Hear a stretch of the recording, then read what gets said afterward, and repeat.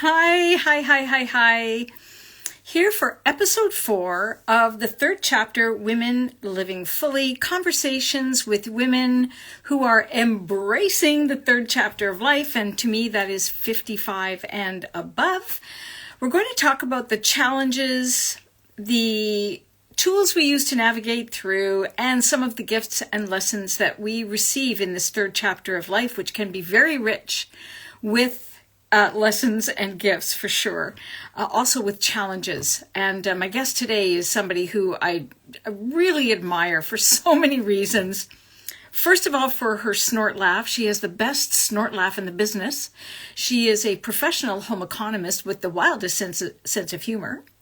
And she was a member of Second City, which I find so cool and really helps her when she's on television doing breakfast television in City Line, where she sort of has a second home. She is none other than the lovely and talented Mairlyn Smith, and I'm just going to find her and invite her to join me. Here we go. The odd scepter and a crown for my pal Mairlyn Smith as she joins the call.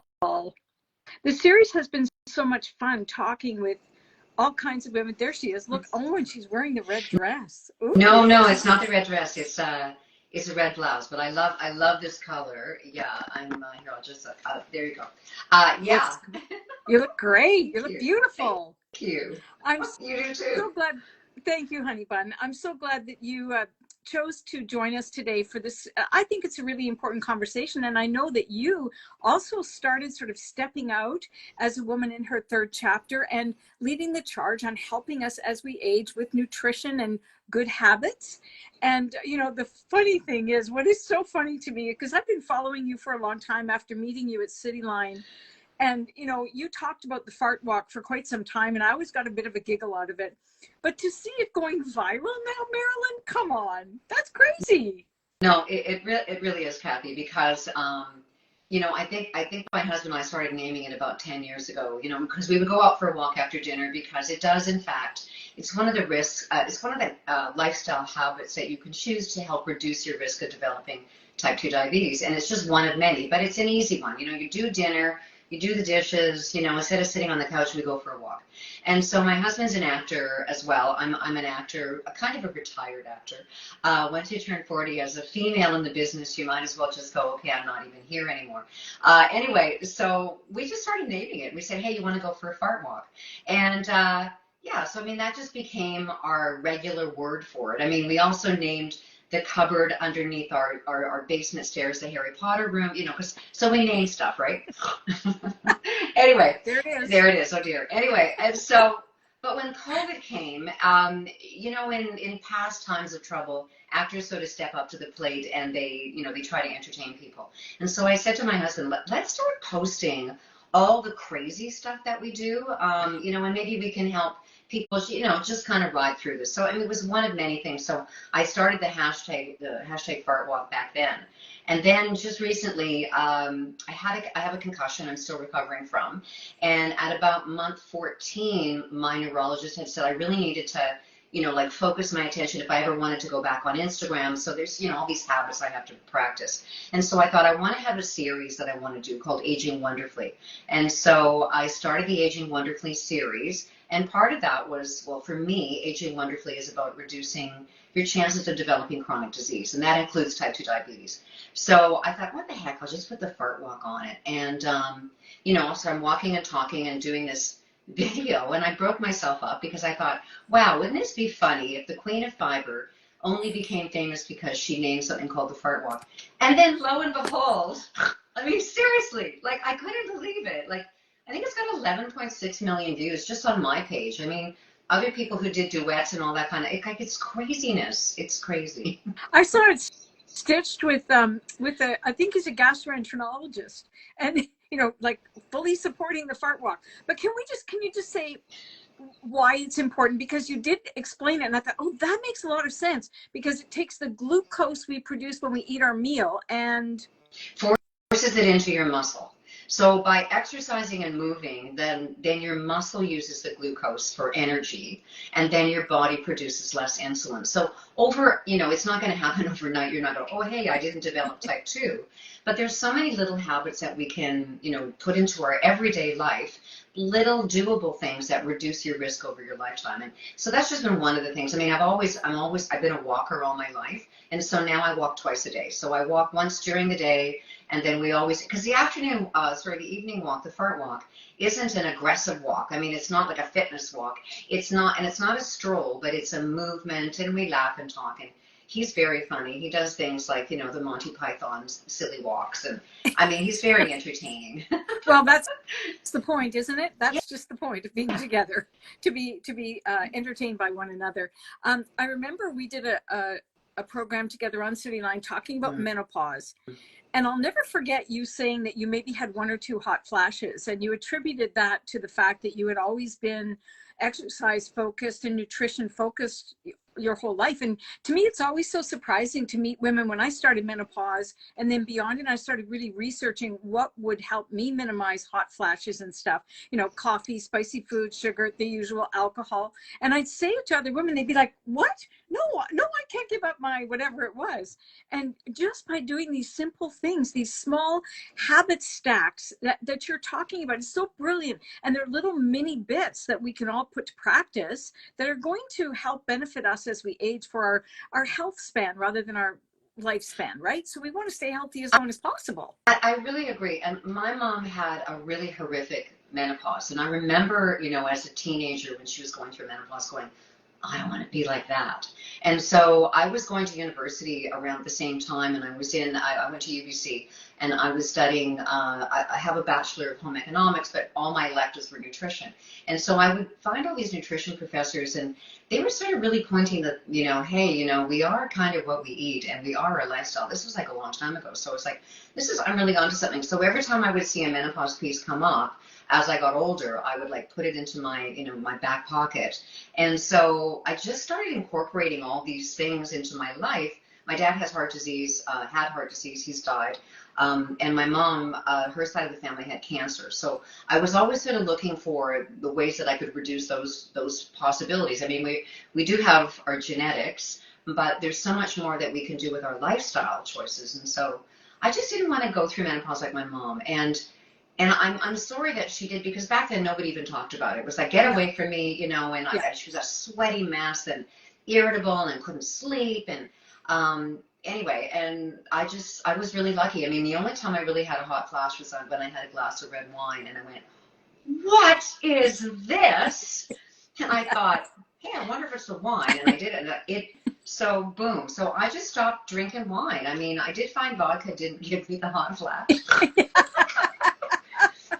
But anyway, but it was like that kind of stuff. So, and I've always been I started lifting weights when I was in my 20s. So, I've always been kind of really proactive about that kind of stuff. I try not to be as reactive. I mean, of course you have to be at certain things. Like when I fell, I had to be, well, what am I going to do now about my brain? So, but I try to be proactive in my life approach in general. Well, everything that you've studied and everything that you do is so wonderful, because you share your gifts so readily and so easily with sweet. The 8 beautiful cookbooks you've put out, and all of the education you hand out on your Facebook group page, and all the fantastic stuff you dish out on City Line and Breakfast Television. By the way, my choice of poison is tequila, not vodka, but tequila. That makes me crazy. It's like a truth serum. Oh my gosh. So, and people to share their secrets with me, I can never have tequila, because it would be like, oh, hey, you know what she said? No. So I'm the person people go under the dome with. So no, tequila. Anyway. No. So good for you. Yeah. No, I find I don't suffer when I have tequila, and just a little bit. I only drink once in a while, but it just, it's that experience that in this 3rd chapter, I don't want to miss a minute. I want to embrace and enjoy every possible second and have as much fun as possible, which it seems like you're doing. But for all of us, Mairlyn, even in all the success we enjoy, there are challenges in this 3rd chapter. And I know the obvious one is the concussion when you had your fall. So, and because we don't heal as fast as we did when we were younger, for sure, you had to really make some serious adjustments in how you lived your life. Can you talk about some of the challenges you've encountered in your 3rd chapter? So this last concussion is my 4th. And so my 3rd concussion was when I was in, let me even try to figure this this out. It was about 28 years ago. And so that was a real, they called it a traumatic brain injury, a TBI. I got rear-ended by a tow truck. But back then there was no, it was like go in a dark room and, hope for the best.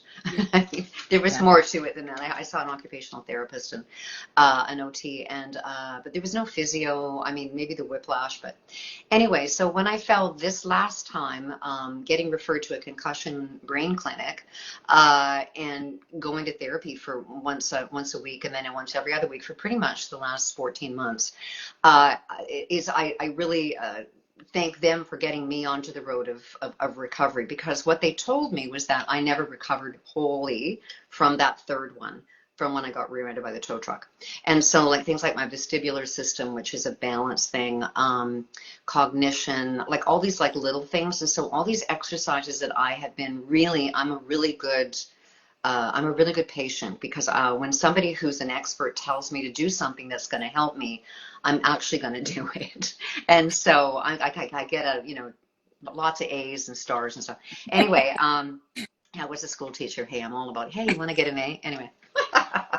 Anyway, so yeah, it has been an incredible challenge, because at one point I really wondered whether or not I would ever be able to do the things I love again, which is doing this. I mean, being on City Line, being on breakfast television, because I think that we're all here to make a difference in the world. And I've always felt that one of the things that I was supposed to do was to help people just live a healthier life, or live their best life so that they feel good. And I'm not about the visuals. When I talk about healthy aging or aging wonderfully, I'm not talking about what I look like. I mean, I'm talking about what's inside of me. Like, how are my lungs doing? How's my heart doing? How are my kidneys? All those guys. And so I wonder whether or not I'd ever be able to share that information again. And it was really, really hard. But my neurologist kept, saying, no, we really think that you're going to get there. Just keep working. And so to keep my hope up was hard. But when I would see tangible little differences, I would go, oh, good. Okay. And my father, who's kind of one of my big role models, is a huge proponent of like positive thinking, right? Mm-hmm. He'd wake up in the morning and he'd go, what am I going to have for breakfast? Like he was always like thinking like, what's going to be fun? Like, and he always saw the glass kind of overflowing, not even half full. Mm-hmm. And so I kind of have that in me. And so just really having to focus on that. I mean, I practice mindfulness. I started at the beginning of the pandemic. And that really has served me well in the last 4 years. And I did a meditation before we started. I won't say meditation, because that sounds like I'm too good at what I do. Let's just call it a mindfulness practice, because it's, like really, I mean, when I first started meditating, mindfulness, I would go, close your eyes, breathe in, breathe out. I go, oh, I have to buy broccoli, and then I have to do the dishes. And, so, but then in the ones I follow, 10% Happier, have you ever seen that app? Yeah, I love those guys. And Jeff Warren who's one of my favorite. He's right here in Toronto too. He would say, you just let them go by, just don't judge yourself. Right. And so, anyway, so those little things, being hopeful, hanging in there no matter what. And, when I would get discouraged, to kind of look back at how far I'd come, like the first week it happened, I couldn't even get out of bed without the room spinning, and the fact that I could get out of bed and get dressed, it's like, you get a brownie point for that. So sure. Those kinds of things have helped me. So sort of positive self-talk, and and just being not hard on myself. I think as women, we tend to go, that wasn't good enough, or we looked this, or that was bad, or and so I try to treat myself like my own best friend. Like, you wouldn't tell your best friend, well, you suck. That was so terrible. You're a loser. You would never say that to her or them or that person. And so I started doing that self-talk to me, like, good for you, being your own cheerleader. Yeah. I've just started reading a fantastic book by Kristen Neff called Self-Compassion. Ooh. And this is a whole movement. I've been writing a blog for a company I work for, writing a blog about this topic. And it's so big because, as you say, especially our generation, there was this idea of perfection that just doesn't exist, that we should aspire to be. What? Like, I'm never going to get there. Never. No, and, So, and I think we learn more from our failures. So if you're always being sure. perfect, you're never learning anything, right? I mean, I've learned more from like falling on my face than I ever did from something good that I did. So, Yeah. you can do something good and you go, yay, but you fall on your face and go, what the heck? How can I, okay, what am I going to learn from that? So yeah, Yeah. yeah. It's a very multi-layered thing, this living life. And when you get to a point where you've got a little bit of wisdom and some tools, which you've just alluded to, at least one of them, talking about having a mindfulness practice. And I know what you're saying about, not wanting to sound like you're too good because you're meditating, but really, meditation is just an opportunity to sit quietly and let things be. It's, thoughts are visitors. They're just visitors. They're here and they're meant to pass by and go. And that's good in our conscious life and also in our relaxed life when we're trying to what they call meditate. But meditation kind of has a bad rap in my view because it's so powerful, and yet people feel threatened by it or they feel uncomfortable about it. But it's not about stopping your thoughts. It's about just being. Just be and sit there and or lie down or do whatever works for you or walk, whatever works for you. There are a million ways to do it. And it's the best practice because, like me, you have been depositing in your account, your resilience account, every time you meditate. So That's, when the stuff hits the fan, you've got that stuff you can deal with. So that's one of the tools that I know you're working with. Talk about some of the other things that you do as a lifestyle practice or on the daily that helps you navigate through this third chapter. so I started many years ago. It's got to be at least 15, maybe 20, having a morning gratitude practice. And so I have this routine every morning. I make myself a pot of tea, just a little pot, and I have a teacup collection, and most of them, I would say my mom started me off because she was the teacup collector, and she never used them. And I always thought it was such a shame just to look at them, and that I thought that, we're not pharaohs. We don't get to take our stuff to the next life. We should really be using our stuff. And so I thought, I always said to my mom, like, let's use the good stuff. She goes, no, it's like, it's for good. And it's like, well, today's good. Like, today's got to be a good day. So every time I go visit my mom in Vancouver, she'd give me a teacup to bring home, one of hers. When she'd come to visit, she would bring me a teacup, or we would go teacup shopping, or we go to garage sales or antique. So I have a really big collection. And when my mom died, she'd given me probably like at least 100 before she did die. And then when she died, we divided them between my brother and sister and I. And I always thought, why do you guys want them? You don't even drink them. But anyway, so I have to go to their house and steal them. But anyway, so I got a whole bunch more. And then I have some of my mother-in-law's teacups. I have some of my friends, people who want them to go to a good home. And so like I literally have probably, people always ask me, and I'm scared to count, but individually there's probably at least over 200 unique ones. And then, but I have sets, so I probably have enough for, having a tea out every single day. But some of them would be duplicates, right? So my morning ritual is I get up, I make my tea, I choose my teacup, I open my cabinet and see who calls to me. Whoever decides to call to me, I choose. And then depending on the weather, I will try to go and have my tea outside. So I have been known to be outside in -20, which is stupid. I've decided not to do that anymore. um, and I'll go and have my tea, and I drink my tea, and then I do a gratitude mindfulness meditation. I didn't know I was doing that, 20, 15 years ago. I would just think of all the nice things, but just nice positive thoughts, and sort of set my intention for the Mm-hmm. day. And so then when I started doing mindfulness, it's like, oh my gosh, I do that. I just didn't know it had a name. So what I do is I set an intention every morning now. So I go have my tea. I was out there this morning. I had a mug actually. I gave Dina Puglisi one of my mom's mugs on her last day at the show. And I Oh, was talking to her, texting the other day, and she was on my mind. And when I opened the cupboard, her mug, I have the same one. So we both have the same one. It was my mom's. And actually, I think it's my sister's pattern, but whatever. Anyway, and so I was outside and I thought about her, and I was just thinking how grateful I was that she was, a friend, and how lucky I have had her in my life. And yeah, it was just really lovely outside. It was mine. It said it felt like -1, but I was bundled up. So the trick is you have to drink it fast. your story just gave me the shivers Oh, because, how do we connect as human beings? It's through lovely bonds like that. It's teacups. It's over coffee. It's you sharing some part of your mom with somebody you love. It's somebody giving me something that they had their whole life and wanting me to have in my cupboard. You know, it's the most beautiful thing that you do. I love it. And if you follow Mairlyn on Instagram, you'll see her little stories where she puts her teacup outside and wishes you good morning, and your voice is so cute. It's like, good morning. I love it. Well, it's my It's low iconic. voice because I usually haven't Yes. spoken by then. My husband's he sleeps in, and so let's say I get up earlier than him.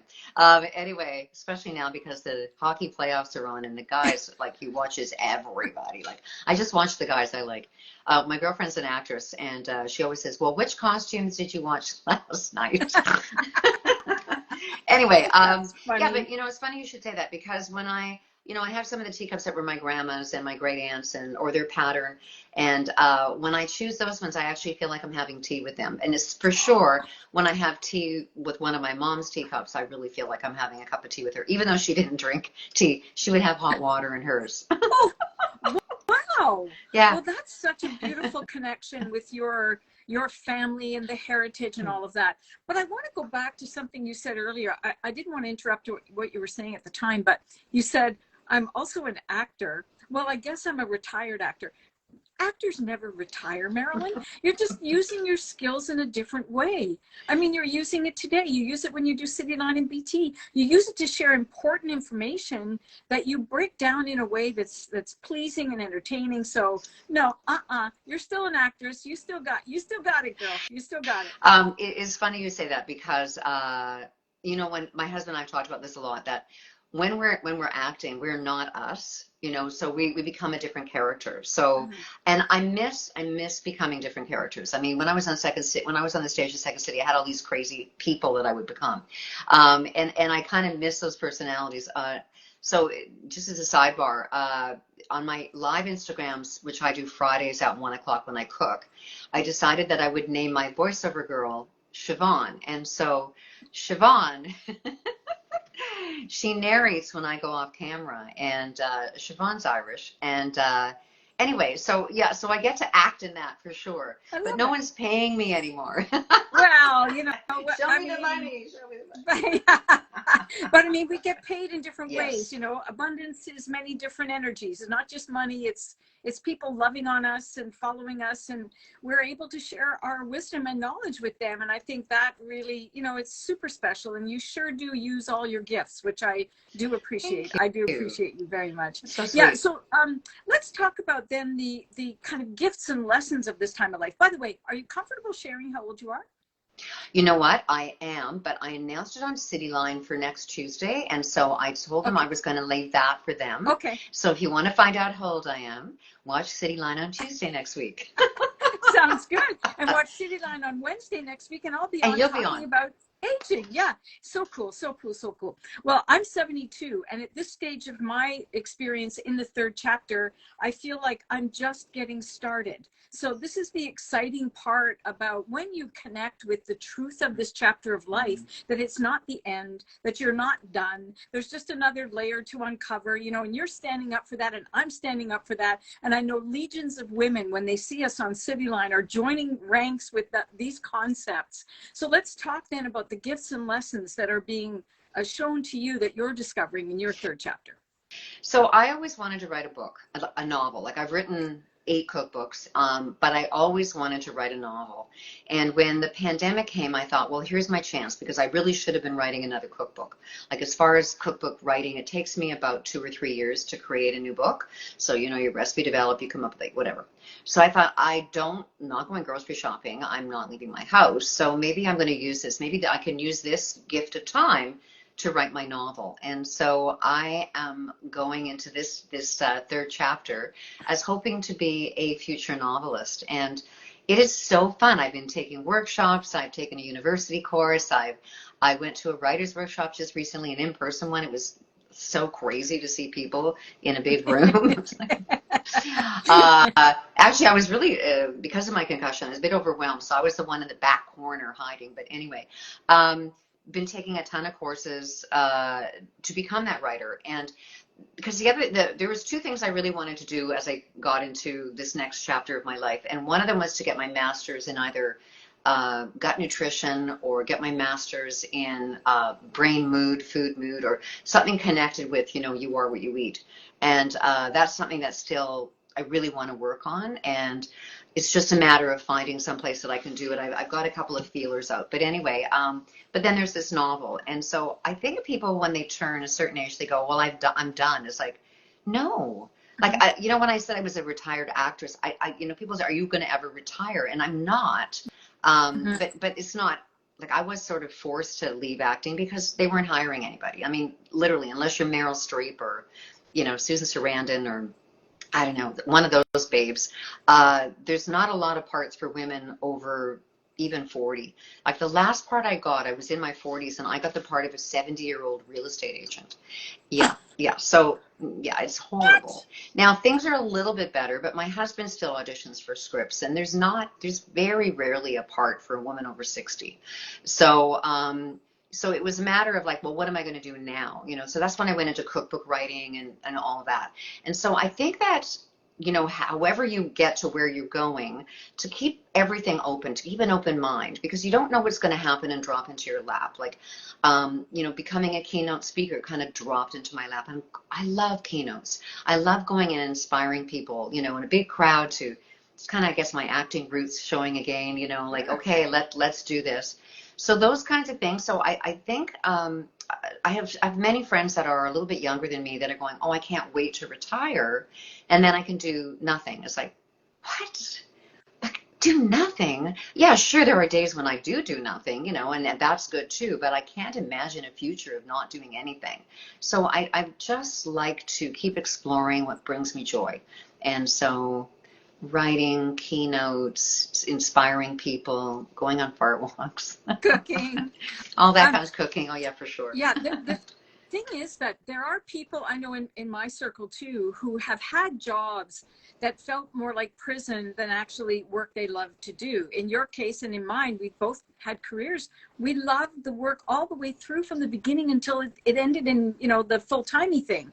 But now it's like, I'm just going to keep on doing that and uncovering more gifts and uncovering more opportunities to share these important messages, because our generation, as we are getting a little bit older, wants this freedom. We're not done.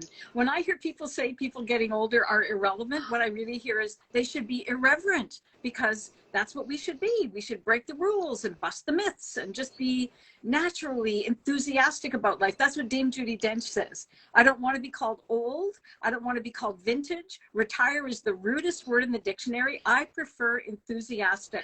I love her. She's one of my acting idols. Oh my gosh. Oh, I love her. And I think she has macular degeneration. So her vision is like, so she's still acting by learning lines by somebody telling them to her. So she memorizes audio using her audio senses. Yeah. So wow. So there you go. You what's that line? It's from A Night Before Christmas. The Santa Claus's sleigh, when he met with an obstacle, mounted to the sky. So I always figure when something crashes into you, is or you're going to crash, instead of crashing, just go above it. Keep flying. Yeah. Of course, keep flying. I mean, we're not done. This is not. I'm just very defeated when I see people talking much younger than I am about how old they feel. I know, and it's very sad, because to your point about all the things you've been dealing with, our attitude and our approach to life has a result in our physical body. It shows up, manifests in our physical body. So we can actually make ourselves unwell by how we focus our thoughts and attention. And that's my jam. That's all about helping people focus their thoughts in a way that's going to produce a great result. And it's a perfect complement with nutrition and exercise and all that good stuff. So.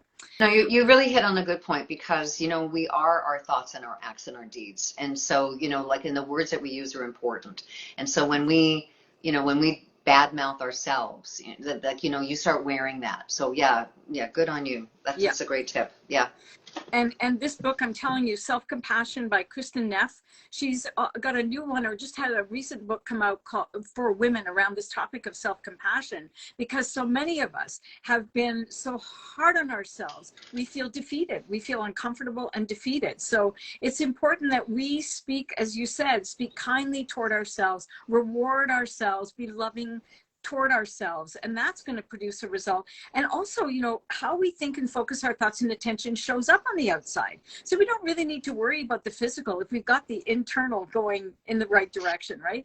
Yeah. So I missed it. It was something about chronic health. I didn't see what it was because I think it was something like, and you're dealing with a lot of chronic health. I think she was talking about you and what you deal with. Yeah. Well, and I also, I've had chronic pain for the last, well, I guess 30 years. So, you know, if I'm not active, if I don't follow my lifestyle, I feel awful.